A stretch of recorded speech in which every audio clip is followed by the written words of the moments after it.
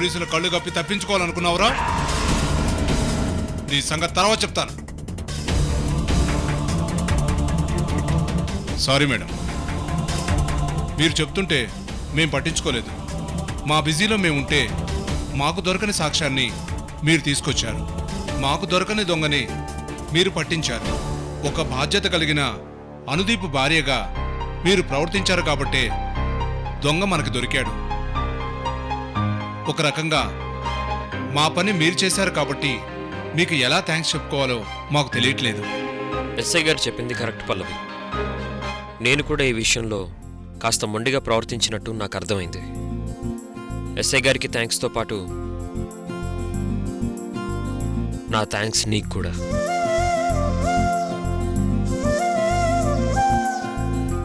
పల్లవి, విన్నావుగా? నీ కష్టం అనుదీప్ గారిని నిలబెట్టడమే కాదు, పోయిన మెటీరియల్ తిరిగి వచ్చేట్టు చేసింది. మేమైనా కాసేపు రిలాక్స్ అయ్యాం కానీ ఆఫీస్లో పడ్డ దొంగలు దొరికారనే వరకు పల్లవి అస్సలు రిలాక్స్ అవ్వలేదు. మనిషిగా లేదు. మా పల్లవి ఏది పట్టుకున్నా అంతే. తను అనుకున్నది జరిగేంత వరకు నిద్రపోదు. పట్టిందంటే గురి చూసి కొట్టాల్సిందే. Really your great Pallavi, really your great Pallavi, really your great Pallavi, really your great Pallavi, really your great Pallavi, really.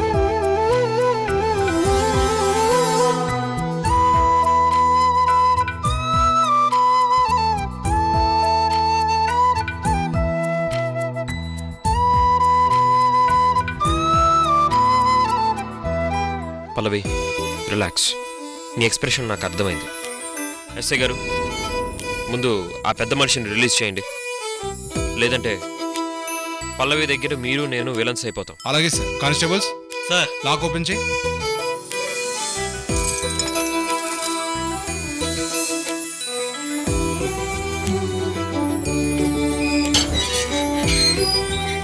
బయటికి రండి.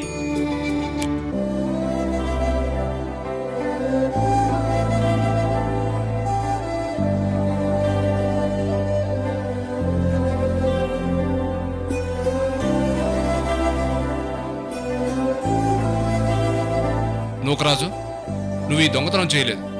నువ్వు నిర్దోషివి. నువ్వు ఇంటికి వెళ్ళిపోవచ్చు. వాడిని తీసుకెళ్లి సెల్లో వేయండి.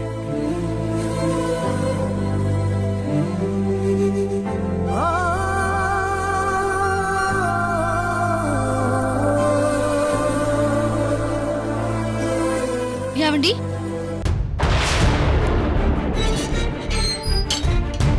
ఆగండి, ఒక్క నిమిషం ఆగండి. అయ్యిందేదో అయింది. ఇందులో మీ తప్పు లేదని నాకు అర్థమైంది. మా ఆఫీస్ తరపు నుంచి మీకు నేను కొంత నష్టపరిహారం ఇస్తాను. రేపటి నుంచి డ్యూటీలో జాయిన్ అయిపోండి. బాబు, మీరు పెద్దవారు. దొంగతనం జరిగినప్పుడు మీకు అనిపించిందే మీరు చేశారు కానీ జరిగిందేంటో తెలుసుకునే ప్రయత్నం చేయలేదు. నా అభిప్రాయాన్ని ఒక్క మాట కూడా అడగలేదు. పనివాడెప్పుడూ పగవాడే అన్నట్టు నన్ను చూశారు. మీ దగ్గర పనిచేస్తున్నాను అంటే బతకలేక కాదు, చేతకాక కాదు. మీరిచ్చే జీతం మాకెంత అవసరమో మా సేవలు మీకు అంతే అవసరం.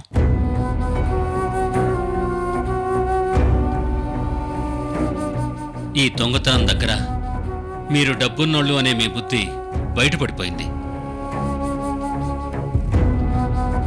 మాలాంటి చిన్నవాళ్ళని అలుసుగా తీసుకుంటారనే తత్వం తెలిసింది. ఎందుకు బాబు, ఇక్కడితో యజమాని పనివాడనే బంధాన్ని తుంచేసుకుందాం. మొన్న ఉద్యోగం మానేస్తానంటే బిందు మేడం నోటీస్ పీరియడ్ అయ్యేంత వరకు పనిచెయ్యాలన్నారు. బిందు మేడం చెప్పినట్టు నోటీస్ పీరియడ్ అవ్వకపోయినా నేను పని వదిలేసి వెళ్ళిపోతున్నాను. నాకు తెలుసు, నేను వదిలి వెళ్తుంది పనిని కాదు, పడబోయే అవమానాల్ని అని. సారీ అండి, కొద్దిగా ఎక్కువగా మాట్లాడితే క్షమించండి. ఎక్స్క్యూజ్ మీ, ఒక నిమిషం నా మాట వినండి. మీసారే మేము ముందుకొచ్చి తప్పైందని అంటున్నారుగా. తప్పుని తప్పుగా గ్రహించి మన్నించే పెద్ద వయసు మీది. పొరపాట్లు జరుగుతూ ఉంటాయి. చాలా కష్టపడి చేసిన ప్రాజెక్ట్ అది. అవి పోయేసరికి ఆయన ఏం చేస్తున్నారో ఆయనకి తెలియదు. ఆయన మిమ్మల్నే కాదు, మా అందరినీ కూడా అరిచారు. ఆ పొజిషన్లో మీరున్నా అలాగే ప్రవర్తిస్తారు. అనుదీప్ గారు చెప్పింది విని ఉద్యోగం మానేయకండి, లేదంటే ఆయన బాధపడతారు.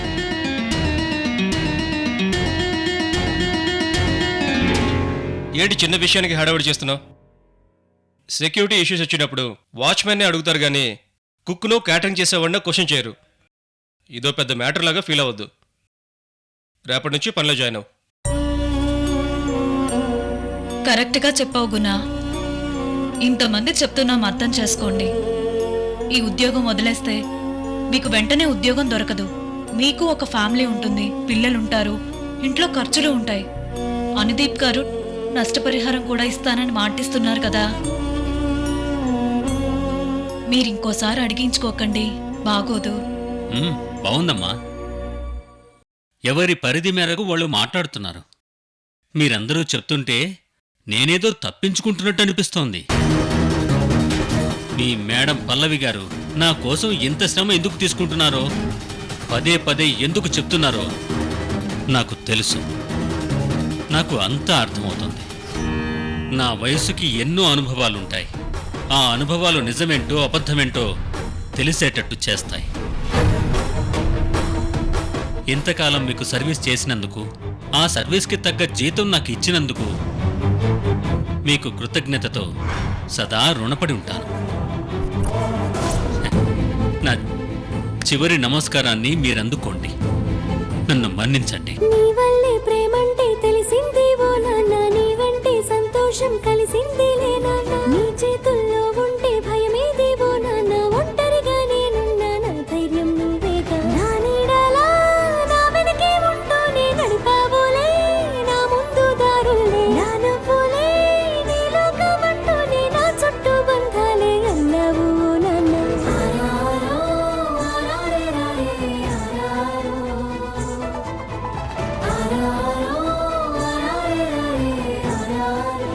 సరే పల్లవి, 4 రోజులు పోయాక అప్పుడు అడిగి చూద్దాం. చెప్తుంటే మరీ మొండిగేస్తున్నాడు.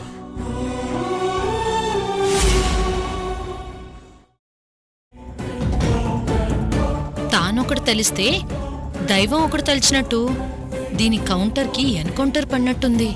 కోపంలో నిప్పులు తొక్కుతుంది. మీ ఫోన్కి ఏమైంది? అది ఫోను పదే పదే రిపేర్ వస్తుంటే కొత్త ఫోన్ తీసుకున్నానమ్మా. వాళ్ళకి వీడియో సాక్ష్యం దొరికింది అని నాకు ఇన్ఫర్మేషన్ రాగానే నేను మీకు 100 సార్లు ఫోన్ చేసుంటాను. మీ ఫోన్ స్విచ్ ఆఫ్ అని వస్తోంది. ఇంపార్టెంట్ పనులు పెట్టుకున్నప్పుడు మీరు అలర్ట్గా ఉండాలి, లేదంటే మన జోకర్లు అయిపోయే అవకాశం ఉంది. అది కాదు. మాట్లాడకండి. మనం అనుకున్నదేంటి, ఇక్కడ జరిగిందేంటి? అనుదీప్, నువ్వెంత కొట్టినా చావని పామని అర్థమవుతుంది. నిన్ను కాలు కిందేసి తొక్కాలని అనుకుంటుంటే తలపైకెక్కి కూర్చుంటున్నావు. పడగొట్టి బురద చల్లాలనుకుంటే కడిగేసుకుని ఎదురుగా నిలబడి నవ్వుతున్నావు. ఎలా అనుదీప్, ఎలా నిన్ను పడగొట్టేది? నీ చుట్టూ నీ సైన్యం, నీ సైన్యానికి సేనాపతి ఆ పల్లవి. కాఫీ అమ్మా. కన్న తల్లి పసిబిడ్డని కాపలా కాస్తున్నట్టు కాస్తుందది. నిన్ను కంటికి రెప్పలా కాపలా కాస్తుంది. ఈసారి నిన్ను కాదు, ఏకంగా దాన్నే టార్గెట్ చేస్తా. నిప్పుకు గాలి తోడైనట్టు మ్యాగీ కోపానికి తింగరి చేష్టలు కూడా తోడై ఉన్నాయి. ఆగు. అరే, క్యాచ్. నా బాల్ నాకు ఇవ్వు. నువ్వు బయటికి ఆడుకో, ఇక్కడ కాదు. సరే, నువ్వు రాకపోతే నేను మ్యాగీతో ఆడుకుంటాను. అరే మ్యాగీ, మన ఇద్దరం బాలాట ఆడుకుందాం రా. ఏంటి మ్యాగీ, నాతో బాలాట ఆడితే నీ టెన్షన్ మొత్తం తగ్గిపోతుంది అన్నావుగా. ఆగడం బగడం నెమలి దంతం కమలం గంధం లాలిపాట విందాం జీడిపప్పు ముద్దపప్పు వీళ్ళు వాళ్ళు నచ్చ చెప్పు. Maggi your selected. రా మ్యాగీ. ఒరే తింగరుడా, డైనమిట్ మీద కాలు పెట్టి కూర్చున్నావు, పోతావురా. రా మ్యాగీ. మ్యాగీ దా. మ్యాగీ నేను ఒప్పుకోను. నువ్వు ఇప్పుడు ఆట ఆడాల్సిందే, లేకపోతే నేను ఊరుకోను. మ్యాగీ రా. మ్యాగీ రా. మ్యాగీ రా.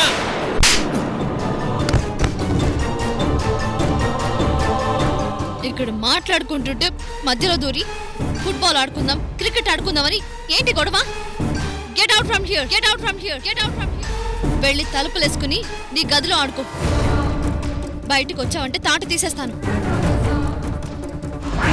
అత్తయ్య, నీకు అసలు బుద్ధి లేదు. వాణ్ణి నా మీద వదిలేస్తావా? తప్పైపోయిందమ్మా. తప్పు అవడం కాదు, తప్పు చేశారు. తప్పు జరుగుతుంది. ఏ ఒక్కరిని వదలను. ఎవరిని ఎక్కడ తొక్కాలో ఈ మ్యాగీకి బాగా తెలుసు. నేను ఊరుకోను. ఆ అనుదీప్ని, వాడి చుట్టూ ఉన్న ముఠాని మూకుట్లో వేసేసి నలిపేస్తాను. కాలు కింద వేసి తొక్కేస్తాను. ఈ మ్యాగీ పిచ్చిది కాదు. ఈ మ్యాగీని ఎదుర్కోవడం అంత తేలిక కాదు అని నిరూపిస్తాను.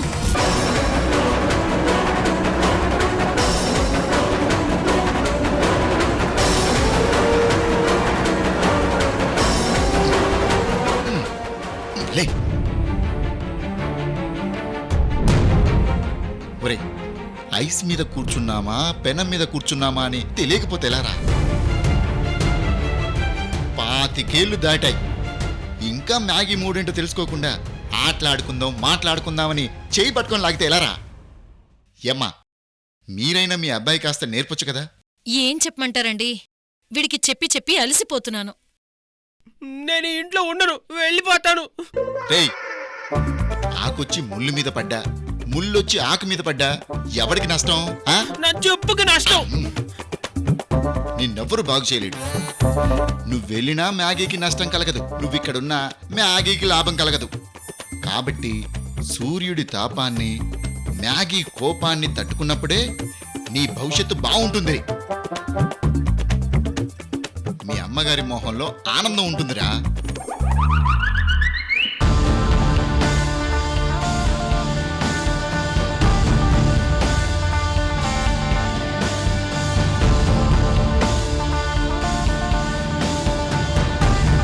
ఇలాంటి దాన్ని నా కొడుక్కిచ్చి నా కోడల్ని చేసుకుంటే నా ఇల్లు కాలుతుందో కూలుతుందో తెలియటం లేదు. ఏం చేద్దాం, డబ్బు కాసిపడి ఇలా వచ్చి తగులుకున్నాం.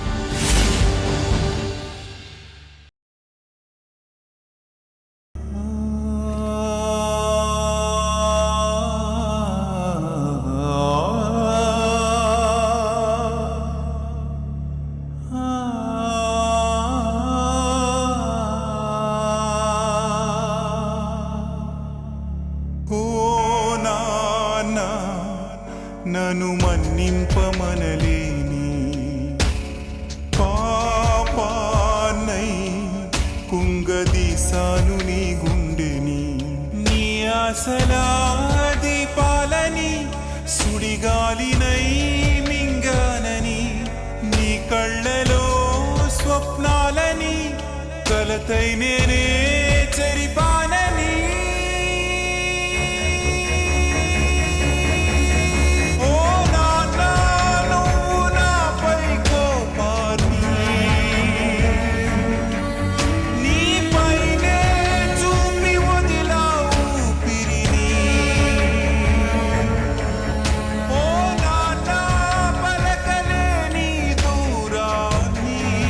నాన్నా,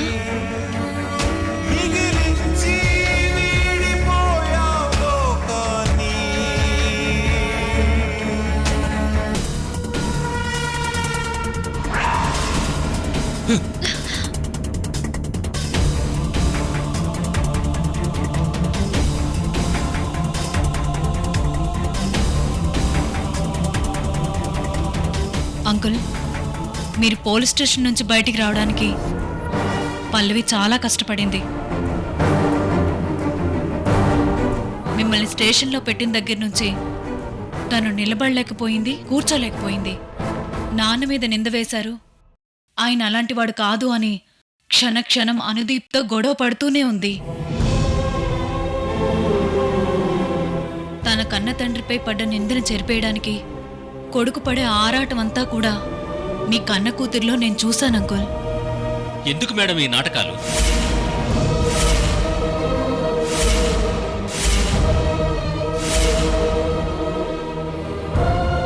అవునమ్మా, ఆవిడకి కావాల్సింది, ఆవిడ కోరుకునేది ఒకటే, నా లోపల ఉన్న కోపాన్ని, ద్వేషాన్ని చెరిపేయాలనుకోవడం. అది చెరిగేది కాదు, నా మనసు కరిగేది కాదు. అది తెలియక ఆవిడ అనవసరంగా కష్టపడింది. ఎలా కష్టపడిందో చెప్పనా? నీ ఫ్రెండ్ గురించి నీకు తెలిసి చెప్తున్నావో తెలియక చెప్తున్నావో నాకు తెలియదు, కానీ ఈ పల్లవి గారు ఎంత గొప్పదంటే కన్న తండ్రిని ఆవిడతో కలుపుకోవడానికి ఆవిడే దగ్గరుండి ప్లాన్లు స్కెచ్లు వేసి సొంత ఆఫీస్ని లూటీ చేయిస్తుంది.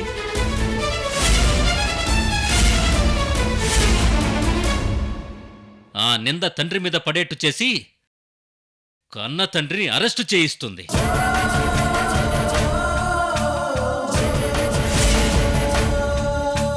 కన్న తండ్రి జైల్లో పడి పోలీసులతో చావు దెబ్బలు తింటుంటే తట్టుకోలేనట్టు నటిస్తుంది. సినిమాల్లో రాసినట్టు సన్నివేశం రక్తి కట్టించాలి కదా. చివరికి తానే కష్టపడి దొరకని దొంగని పట్టుకుని పోలీసులకు అప్పగిస్తుంది.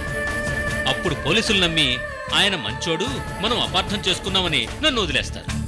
అప్పుడు ఇలా నిన్ను వెంటేసుకుని మా ఇంటికొచ్చి నీకు ముందే చెప్పినటువంటి మాటలన్నీ నీ చేత నా దగ్గర మాట్లాడిస్తుంది.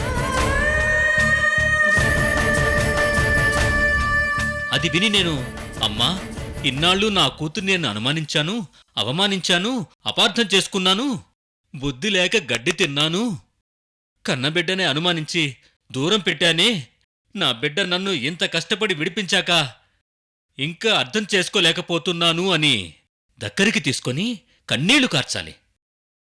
ఇదే కదా నీ ఫ్రెండ్ కోరుకుంది? ఏమండి? ఆపు నీ నాటకాలు. మీ తల్లి కూతుళ్ల వేషాలు కుట్రలు చూసి చూసి తల పండిపోయింది. ఏమ్మా మేడం గారు, ఈ నూకరాజు వెర్రోడు కాదు, కన్న కూతురు వేసే నాటకాలు తెలియనివాడు కాదు.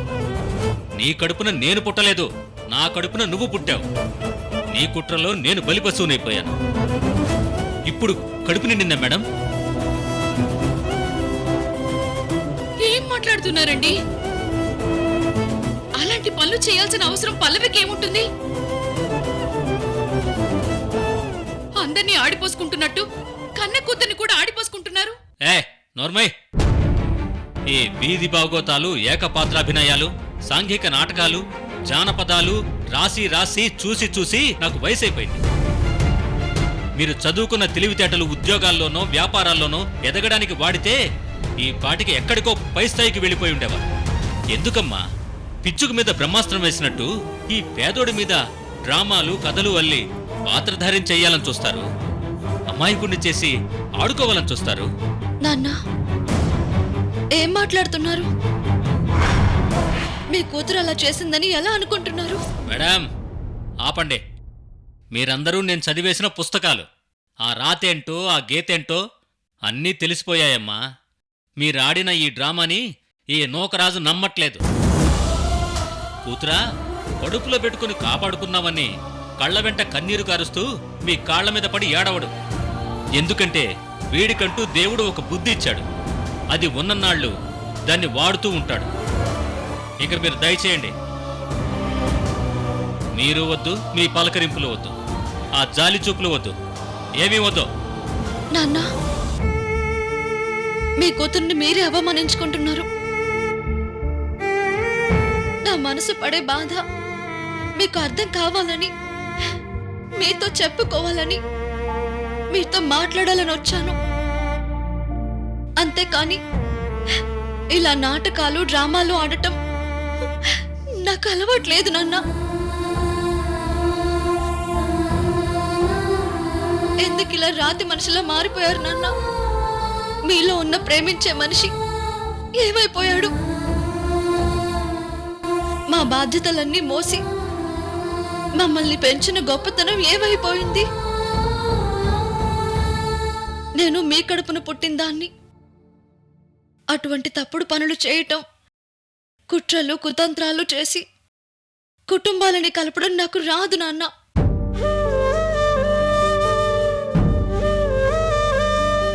మీరు నన్ను అవమానిస్తే మిమ్మల్ని మీరు అవమానించుకున్నట్టే. అది మర్చిపోవద్దు. ఏ సుగుణ, ఎవరో ఇద్దరు వచ్చారు. వాళ్ళకి తోచిందేదో వాళ్ళు మాట్లాడుతున్నారు. వాళ్ళెవరో నాకు తెలియట్లేదు. వాళ్ళు ఇల్లు వదిలి వెళ్తారా లేక నేనే వెళ్ళిపోవాలా?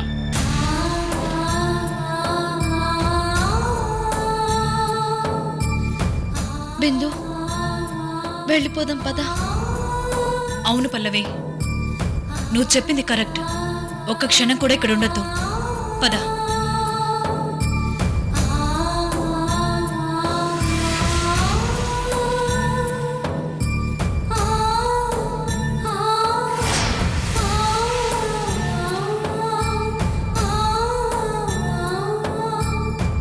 మీరిద్దరూ ఏదైనా రిసార్ట్కు వెళ్ళి ఏకాంతంగా గడపాలని నేను ప్లాన్ చేశాను.